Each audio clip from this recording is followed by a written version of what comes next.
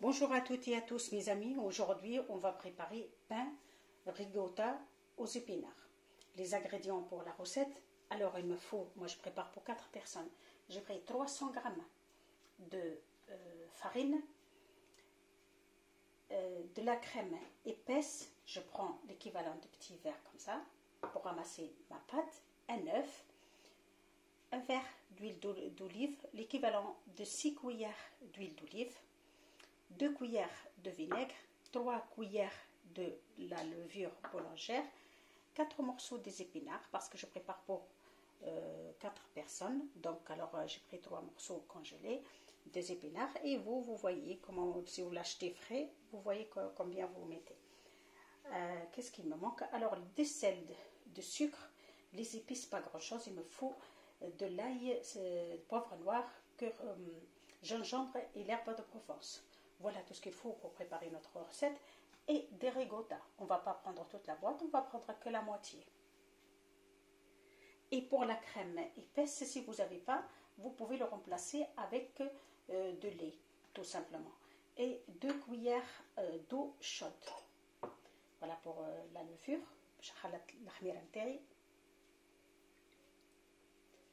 J'ajoute du sucre, juste pour la levure. Et on va commencer notre recette. مرحبا بكم اصحابي وحبيبي. اليوم باش نحضروا خبز بالسبنيخ والريكوتا. شنو يلزمني باش نحضر ل4 الناس؟ يلزمني 2 كيسان تاع فرينه، الكريم ايباس، واذا كان ما عندكمش تاخذوا في بقعتها الحليب. انا خديت نوريكم بالكيس باش نوريكم المقدار. انا باش ناخذ 2 كيسان، ناخذ البواطه هذه فيها 2 كيسان باش نلم الباط نتاعي. وكعيبه عظم، زيت زيتونه، وعندنا الخل، وعندي الخميره نتاع الخبز والملح والفويح. ماهيش حاجه كبيره، لازمكش تكثروا الفويح في الحكايه في الروسيت هذه. يلزمني الثوم والفلفل اكحل وشويه زعتر ولا كليه اللي كان عندكم، وسكينجبير والملح. تعرفوا كي تبدا طقس بارد باهي برشا كي ناخذوا السكينجبير والحشيش هذوما باهيين في الروسيت نتاعتنا. وعندنا السبنيخ والريكوتا، مانيش باش ناخذ الكل، باش ناخذ الشطار نتاعها باش نخلط بها السبنيخ نتاعي. واذا كان ما ثماش سبنيخ تنجموا تعملوا السلق، راهو زي كيف تاخذوا الورق الاخضر وتصعدوه كيف نفس الحكايه. تبعوني ورسيت تحفونه برشا. وعندنا قبل ما نبدا مغرفتين ولا 3 نتاع ماء سخون باش نخلط بهم الخميره نتاعي كيما شفتوا، وحطيت معاها مغرفه صغيره نتاع سكر باش الخميره نتاعكم تطلع لكم في صح خاصه كي تبدا الدنيا بارده. ناخذ الصحفه نتاعي باش نخلط فيها، وناخذ الخميره نتاعي مخلطه بالماء السخون. Je prends la levure,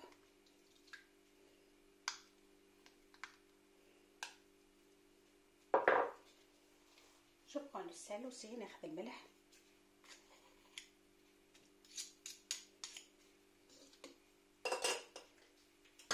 نزيد عليهم كعبة العظم، j'ajoute l'œuf، les 2 cuillères de vinaigre، الخل. خلط المكونات الساعه هذوما الاولى. لازمكم بالكدا تخلطوا المكونات هذوما بالكدا يفو بيان ميلانجي la levure avec l'œuf. Après on va ajouter de la crème liquide. Si on n'a pas, on peut mettre de lait, mais moi le 20 centilitres, ça peut que je l'utilise tout ou ça peut que je l'utilise pas trop parce que ça dépend des farines. نجم الخميره اللي فيها 20 سنتيلتر نجم نستعملها الكل ونجم نستعملهاش. الفرينه ما نعرفش كل فرينه كيفاش. ناخذ شطر الكاس لا موتي دويل دوليف. Je peux remplacer avec le beurre, mais moi je préfère toujours l'huile d'olive, il n'y a pas mieux. J'ajoute ma farine. الفرينه تاعي راهي مغربله شوي بشويه.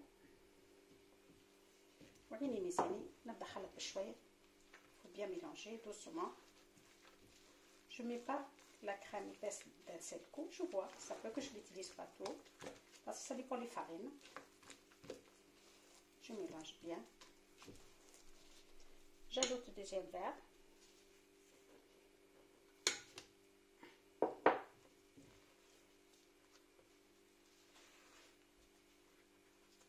نبدا خلط بالطريقه هذه. حتى تحصل على عجينه. تقولي مانيش نستعمل باكو كامل تاع الكريم طباخ. شوفوا مع بعضنا. ساعات راهو كي نخدموا بالطريقه دي ما نعرفوش الفارينه، ساعات كل فارينه كيفاش، هذه المشكله. ولا العظام زاد كيف ما نجموش نتحكموا، نعطوا ميزان اكزاكت. شاشو تنبو de la crème.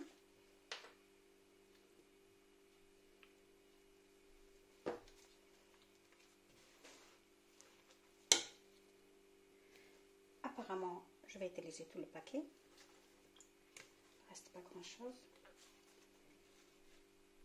الباكو كامل يظهر لي صاي استعملته، فيه 20 سنتيلتر.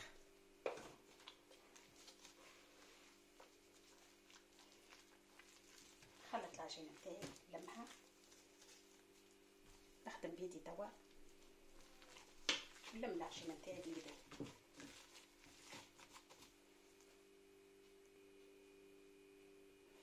نحاول نلم العجينه نتاعي بالكدا، نعجنها نقدر مده 5 دقائق نلم العجينه وممكن نبدا نعجنها بالطريقه هذه.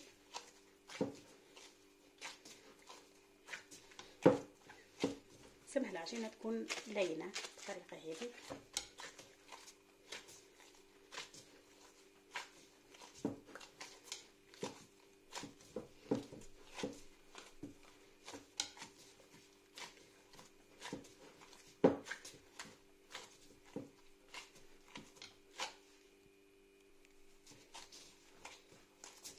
كما تشوفوا العجينه تلمت بالكدا، سمها تكون لينه بالكدا العجينه تاعكم. الكريم ليكيد هذيك راهي تتحكموا فيها، ما تلزمكوش الباكو كامل تحطوه، تنجموا الفارينه بتاعتكم تحطوش باكو كامل. La crème épaisse, il faut se méfier. Votre farine, comment est-ce que vous mettez tout le paquet ou non? Moi, j'ai utilisé tout le paquet, ça dépend de la farine, mais ça peut que vous utilisez que la moitié ou ça dépend. Bon, on va le couvrir. نغطي الخبز نتاعي، نحطو على الشيره باش نحضر الحشو نتاعو، خليه يرتاح. حتى كان ما حضرت السبناخ نتاعي ساعات على النار، حكايه 15 minutes faut le faire laisser le reposer pendant 15 minutes à peu près le temps qu'on prépare les épinards. نحطوه على الشيره. ناخذ المقله نتاعي نحط فيها كيس بقالي مش الكل من الزيت، خاطر نستعمل من بعد شويه زيت. faut pas mettre tout, faut partager, on va laisser pour après pour la fin. ناخذ السلق السبناخ نتاعي ونساعدو على النار مع الملح والفلفل الكحل والثوم حتى ينشح من الماء نتاعو. نساعدوه بالكدا دون ابوبري 10 minutes.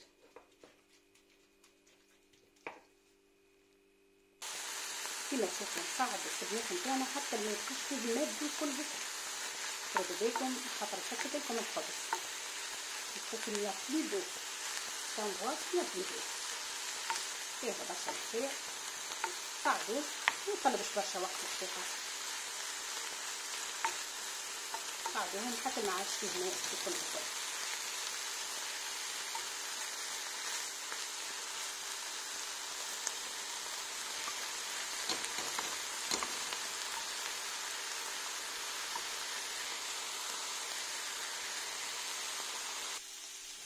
السبناخ نتاعي طاب خليه صعدته بالكدا ما فيش ماء كيما تشوفوا. خلوه يرتاح، ما نحطوش الريكوتا حتى يبرد. ناخذ توا العجينه نتاعي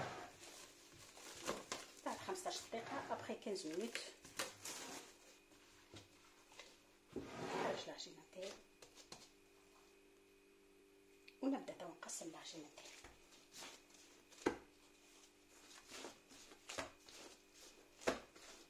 صديقون الخبزات كيفاش باش تعملوهم كبار ولا صغار، بارطاجي الكالات.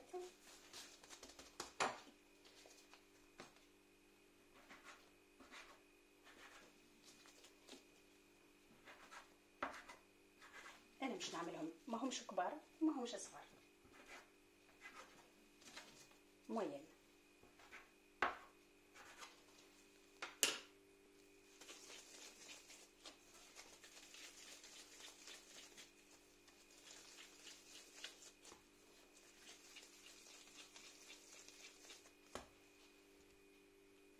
ناخذ بابي كويسون واللي هو اللي عندنا موجود متوفر لنا نحطهم باش ما يشوحناش.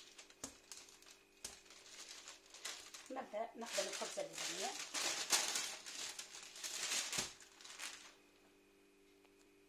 نحط شويه فرينه بيضيه، نخدم بدو جو برون بو دو فارين.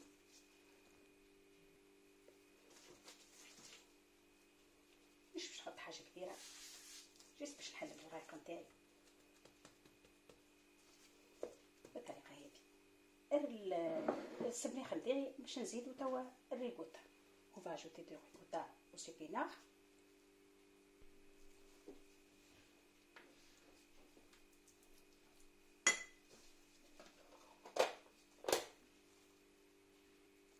ونبدا نحل الورقه نتاعي الخبزه نتاعي بشوي بشويه.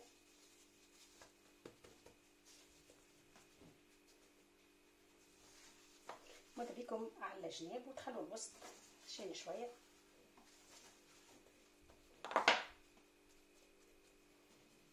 بهذه الفاصون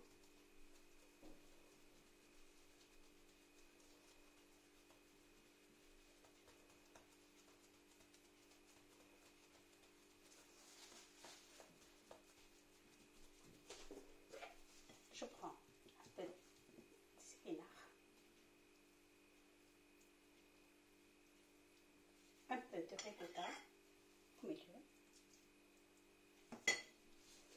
ناخذ الخبزه نتاعي مسكره بالطريقه هذه.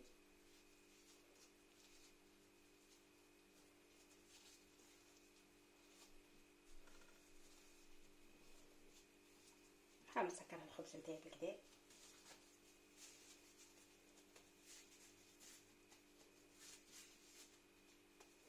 ونرجع ترتاح.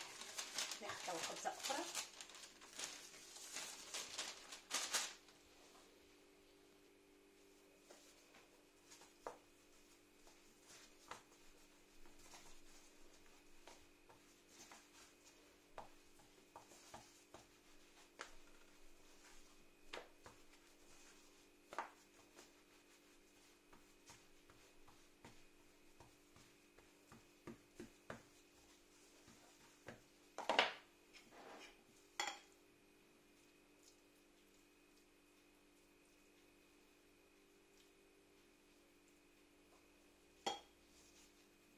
نسكر الخبز نتاعي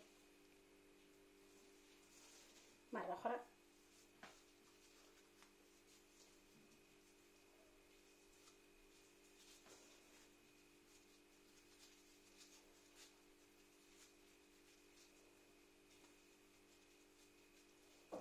حاولوا تسكروا الخبزة بالكدا باش ما تحلكمش.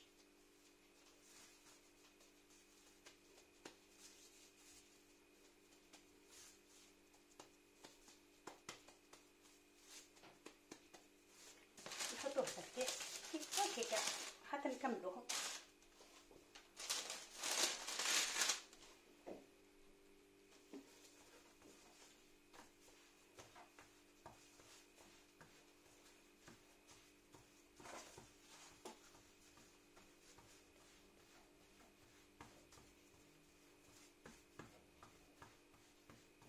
Il est bien ce rouleau lorsqu'on a des problèmes des mains. Je suis opérée des mains, c'est pour ça que je l'utilise. باهي برشا الرولو هذايا، خاصة إذا كان عندنا بروبليم تاع يدينا يعاوننا برشا.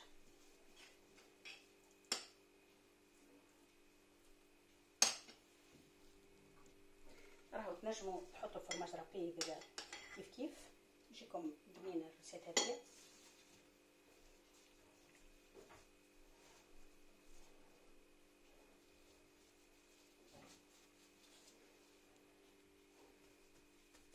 وهذه اخر واحده.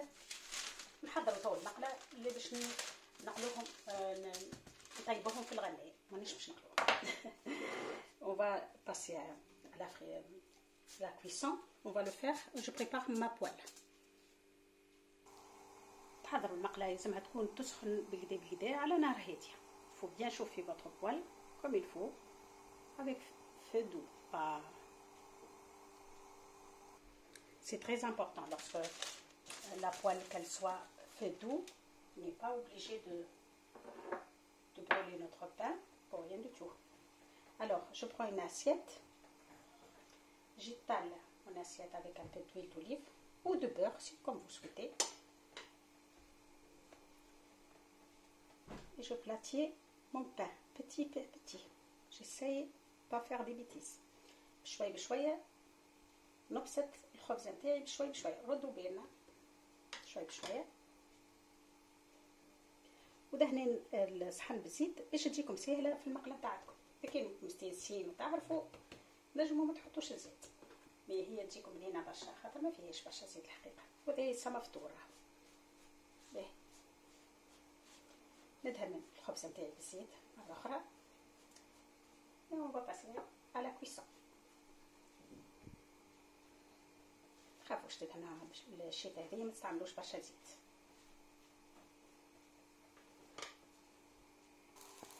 خلوها تطيب على نار هادية ما خافوش بالعقل.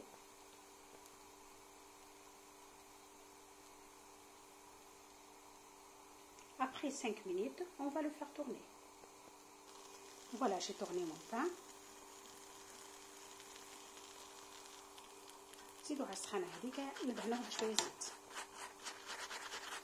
Avec mon pinceau, je passe avec le beurre ou l'huile d'olive. كيما تشوفوا الخبزة بتاعتنا طابت بالطريقة هذه وتبدو تدوروا فيها بشوي بشوي الجناب زي كيف كيف.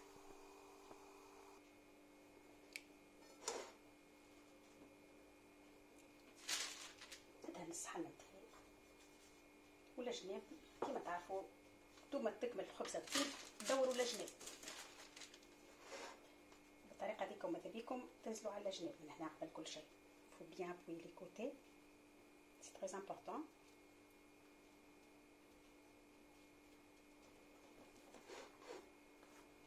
Tournez.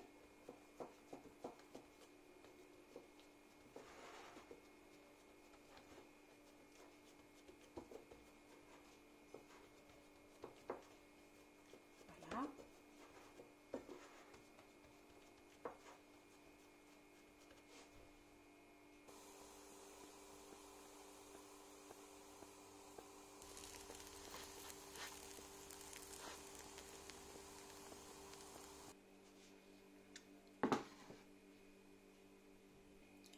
Voilà mes amis, notre pain ricotta épinard c'est prêt. C'est une recette très facile à préparer et en plus elle est bonne, je vous assure.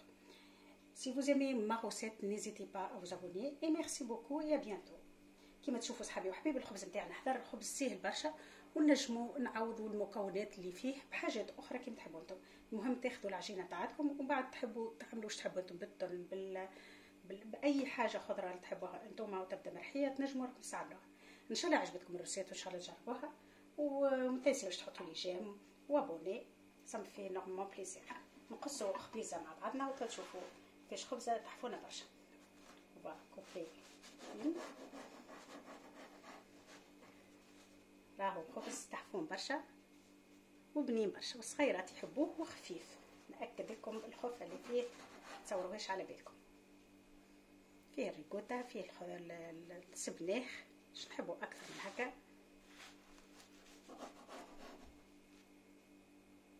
كما تشوفوا الخبز مزيان برشا. تنجموا تستعملوه حتى كي تبدا عندكم بوفيه ولا حاجه صحاب باش تجيكم العشيه ولا حاجه تنجموا تستعملوه تشربوا به مع التاي. ان شاء الله عجبتكم الريسيت يا ربي وان شاء الله تقابلوا في ريسيت احسن.